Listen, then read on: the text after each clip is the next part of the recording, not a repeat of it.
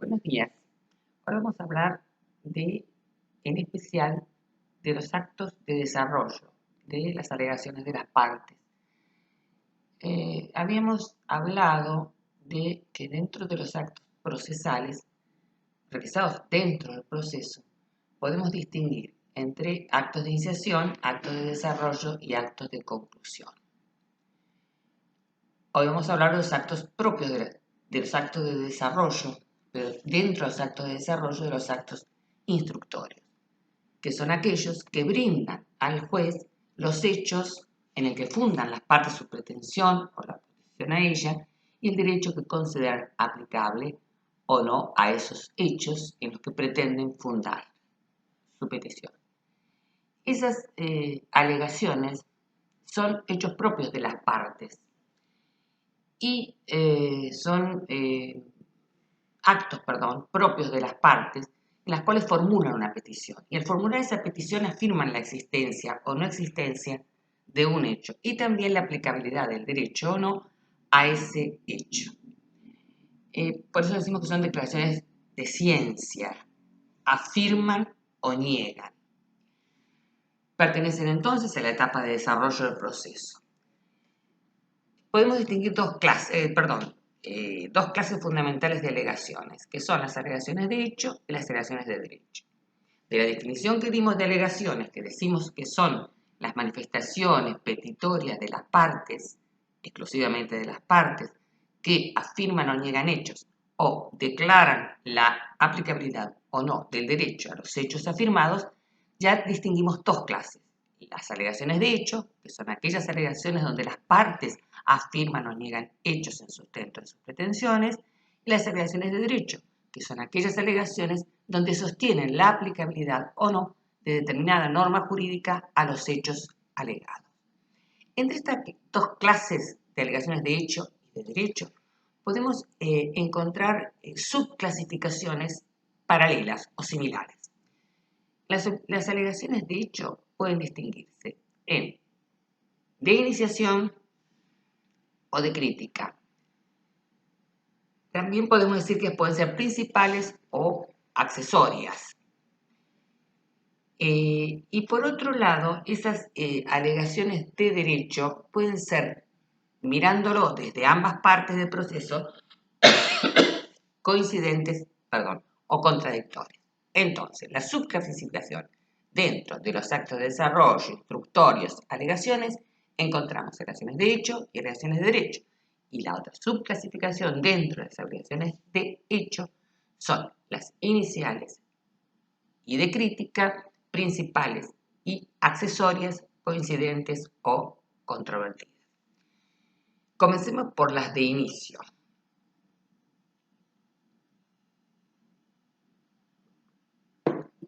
Las alegaciones de hecho que estamos viendo de inicio son las que afirman o niegan hechos que sostienen la pretensión principal, es decir, la cuestión de fondo que se debate en el proceso. Y son accesorias cuando conducen a una decisión que es accesoria al proceso principal. Por ejemplo, cuando lo que se pretende es el establecimiento de una medida cautelar, en cuyo caso ahí también hay alegaciones de hecho, los hechos que sostienen el pedido de una medida cautelar, el instrumento del derecho, los hechos que la sostienen, decimos que son alegaciones accesorias. Podemos decir que son alegaciones de inicio o de crítica. Las alegaciones iniciales son aquellas con las cuales se impulsa el comienzo del proceso. Y las de crítica son las que se producen después de producida la prueba. Vimos que los actos procesales instructorios, pueden ser alegaciones o probatorios. Alegaciones donde se afirman y niegan hechos y aplicación del derecho, y probatorios es la destinada, orientada a probar la exactitud de los hechos alegados. Bueno, dentro de estas alegaciones decimos que pueden ser coincidentes en materia de los hechos o contradictorias, de iniciación o de crítica.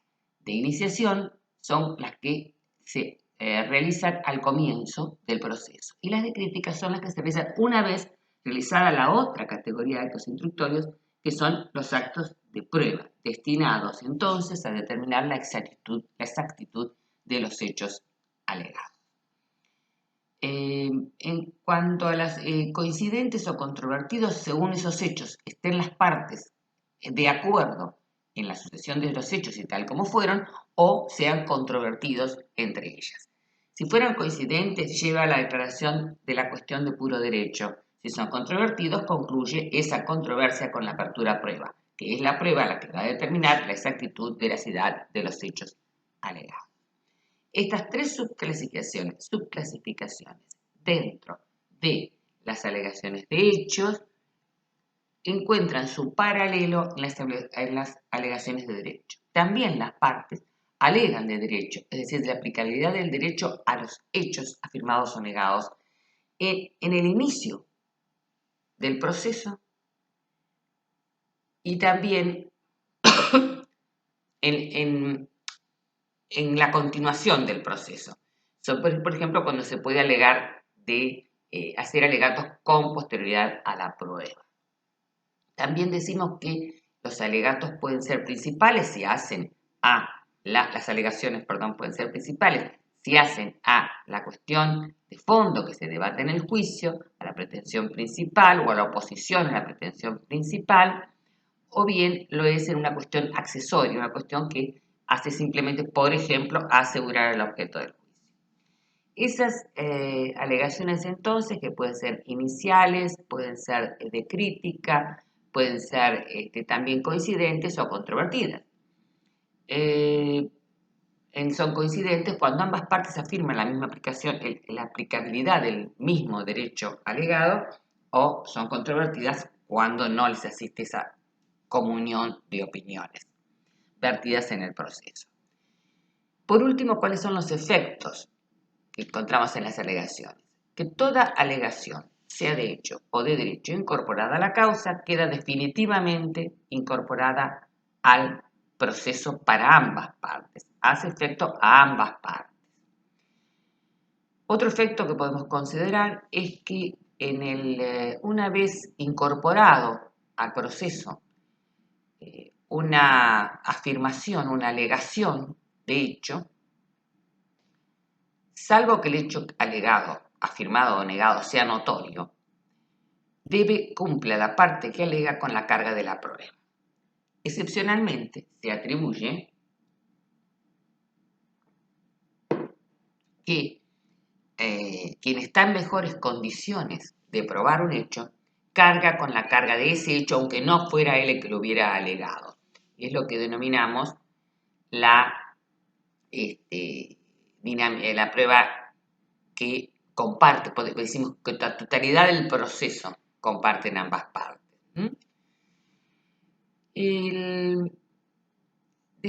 Como otro efecto que podemos incorporar importante es que estas alegaciones de las partes son el límite de la jurisdicción del órgano judicial. Es decir, no debe correr el riesgo de juzgar sobre aquello que no ha sido alegado por las partes, o que no ha sido alegado, o que ha sido alegado en menor cuantía, o en mayor cuantía. Es decir, en definitiva, el límite para el ejercicio de la jurisdicción del órgano judicial son estas alegaciones de las partes. Dentro de los actos de desarrollo, también podemos hablar de los actos de transmisión y de documentación. Los actos de transmisión son aquellos que tienen por fin hacer saber a los intervinientes en el proceso las peticiones de las partes, de los auxiliares, de los terceros y las resoluciones que dicte el órgano judicial. Esta transmisión comprende los traslados. Estos actos de transmisión comprenden los traslados, las vistas. Los traslados son resoluciones judiciales, generalmente providencias simples, que ordenan hacer saber a la otra parte la petición de una de ellas o bien determinado acto dentro del proceso. Estos traslados ordenados, o sea, de aquellos actos procesales que se debe dar traslado, tienen como consecuencia que deben ser acompañados por la parte que los alega, que realiza esa alegación, deben ser acompañados por copias, tantas copias como partes haya en el proceso. Porque la transmisión, la comunicación de ese traslado corrido va a ir acompañado con las copias de aquello cuyo traslado se le corre. Si omitiera la parte que debe acompañar las copias para el traslado, el juez debe intimarlo durante 24 horas a acompañarlas bajo percibimiento de devolver el escrito. Estas 24 horas han sido interpretados en un momento correrían desde que el juez ordena que sean agregadas las copias en 24 horas, pero actualmente se entiende, o por lo menos en la provincia de Buenos Aires se entiende, que en su mayoría correría esas 24 horas recién al día de nota posterior a la resolución. Veremos más adelante que los días de nota son aquellos días en los cuales las partes están constreñidos a concurrir al juzgado, a consultar el expediente, bajo, si no lo hicieran, bajo la pena de estar por notificados de lo que sucediera en el expediente. ¿Cuál es el plazo de los traslados? Tenemos que es el mismo plazo de las vistas. Son 5 días salvo norma especial. Esas vistas, ahora, hasta ahí con los traslados. Las vistas son similares a los traslados, que se establecían vistas cuando se hace saber generalmente a un ministerio público, a una repartición pública en algunos casos, pero cumple la función del traslado. Por último, veremos las notificaciones. Las notificaciones son los actos procesales que hacen saber a las partes, tanto las alegaciones de las partes como las resoluciones judiciales, como resultados, por ejemplo, de los peritajes. ¿Cómo se realizan esas notificaciones? Es decir, ¿cómo se hace saber a los intervinientes en un proceso estos actos procesales? En principio, todos los actos procesales quedan notificados lo que se denomina por nota, que es una notificación que se presume realizada en la provincia de Buenos Aires martes y viernes de cada semana, y si este cayera en día hábil, el día hábil subsiguiente. Se entiende el fundamento de tener por notificados los actos procesales a las partes intervinientes de manera presuncional es la obligación que tienen las partes de concurrir a estar a derecho, a estar en el juzgado, a seguir el expediente y a impulsarlo. Para en el caso de que el expediente no se lo exhibieran porque no se encontrara en secretaría o por cualquier razón, aunque la norma dice que no se encontrara en secretaría, a quien quedaría notificado debe el juzgado tener un libro que se llama el libro de nota, donde se deja constancia de que se solicitó el expediente en secretaría en la fecha que solicitó y que no le fue exhibido o que se le manifestó que no estaba en secretaría. Con ese asiento en ese libro especial de nota es cuando se releva de quedar notificado de lo que hubiera las actuaciones en el expediente si no se las exhibiera. Esa es la notificación en general del artículo 133 del Código de la Provincia de Buenos Aires.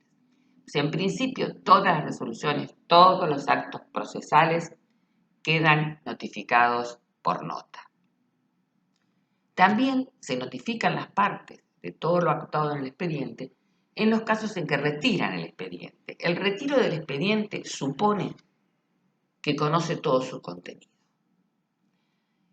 Y también la presentación de escritos, estos con alguna limitación, porque la presentación del escrito uno queda notificado, el expediente queda notificado de lo actuado en el expediente, pero hay excepciones, que es cuando evidentemente haya evidencia de que no pudo tener conocimiento del contenido de todo el expediente. Por otro lado, la notificación también puede ser personal, que es cuando la parte se notifica en el expediente. Que se presenta en secretaría, pide el expediente y deja constancia de su notificación. En algunos casos también puede ser notificado por el oficial que interviene, aún sin consentimiento de la parte. La notificación excepcional entonces es la notificación por cédula. La notificación por cédula es una comunicación que se hace electrónica o en papel a la parte a quien se quiere notificar bajo ciertos requisitos en el domicilio, ya sea electrónico o domicilio constituido o según el caso real, excepcionalmente, a la parte que se deba notificar. Estas son excepcionales y están reguladas en el artículo 135 del Código Procesal Provincial, y establece cada uno de los ítems. Por ejemplo, deben ser notificados por cédula la demanda y los documentos que se presentaren con la demanda. La reconvención también debe ser notificada por cédula. Debe ser notificado por cédula la incorporación de terceros al proceso, el pedido de una medida cautelar, la sentencia definitiva, obviamente, debe ser notificada por cédula, la declaración de la rebeldía, debe ser, que vimos en otra oportunidad, debe ser también notificada por cédula. Las liquidaciones, que deben ser, se les corre traslado de una liquidación practicada en el expediente, también es por cédula. También notificamos por cédula cuando el expediente no estuvo en secretaría, estuvo en archivo, no estuvo en secretaría de un lapso mayor de 3 meses o mayor. Se notifica también cuando son devueltos de la Cámara, siempre y cuando no se haya notificado en el órgano superior la resolución. Y así enumera entonces todos aquellos casos que excepcionalmente son notificados por cédula. ¿Qué debe contener la cédula? La cédula debe contener el juzgado donde radica el expediente, número y carátula del expediente, nombre y apellido a quien se va a notificar, domicilio en el que se va a notificar, carácter del domicilio si es real o constituido, y la transcripción íntegra de la resolución o de lo que se pretende notificar. Si lo que se pretende notificar es una petición de parte, recuerde que dijimos que cuando se presenta una alegación de la cual se deba correr traslado de esa petición, debe ser acompañada con copias. Entonces, en la cédula, lo que se transcribe es el auto del juez que ordena correr traslado y se agregan las copias a esa cédula, con lo cual queda notificado de que se le corrió traslado y de qué contenido fue que se le corrió traslado. También, en ese caso que haya copia, debe constar en el escrito que constituye la cédula las copias que se acompañan y en qué número se acompañan. Bueno, vemos también que había actos de documentación. Los actos de documentación, siempre dentro de los actos de desarrollo y de la clasificación que hicimos objetiva por el rol, siguiendo a Lino Enrique Palazzo. Los actos de documentación son aquellos actos que agregan documentos, escritos, estudios, expedientes administrativos, todos que son incorporados al legajo que constituye el expediente. Ese legajo debe estar foliado, perfectamente ordenado en cuanto a la secuencia, en cuanto a la concatenación de los actos realizados, y no puede superar las 200 hojas. Se enumeran entonces en el anverso de 1 a 200 y en el reverso sigue la numeración vuelta, colocándose el término vuelta. Estos, dijimos, no debe tener más de 200 hojas, a excepción que para que haya que hacer 200 hojas haya que dividir, digamos, un acto procesal único. El legajo debe estar, dijimos, foliado, debe agregarse toda la documentación que haga al al expediente y eso debe tener un orden.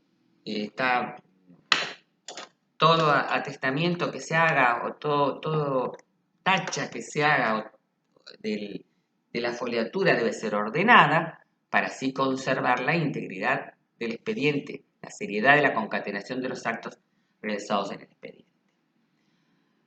Bueno, hasta aquí la clase de hoy y nos vemos. Buenos días.